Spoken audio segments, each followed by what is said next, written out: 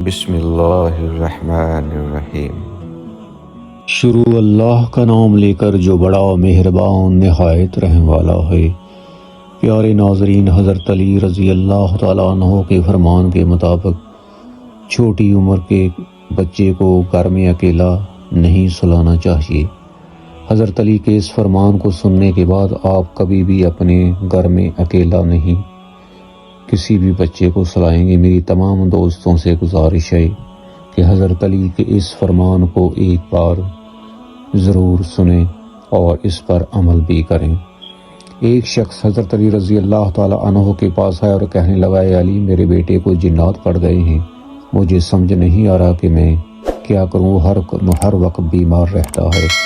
اس شخص کی بات سن کر حضرت علی رضی اللہ تعالیٰ عنہ نے فرمایا کہ کیا تیرا بیٹا گھر میں اکیلا ہوتا ہے؟ یہ سن کر اس شخص نے جواب دیا، بالکل ایسا ہی ہے، میں اور میری بیوی گھر سے کام کے لیے نکل جاتے ہیں تو میرا بیٹا گھر میں اکیلا ہی ہوتا ہے۔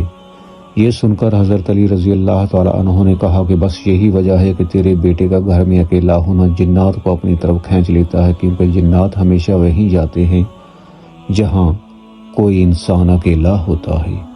اس لیے ناظرین، کوشش کریں کہ اپنے کاموں پر بچوں کو گھر میں اکیلا مت چھوڑیں۔ اللہ تعالیٰ ہم سب کے بچوں کو اور سب کو صحت و تندرستی عطا فرمائے، آمین ثم آمین۔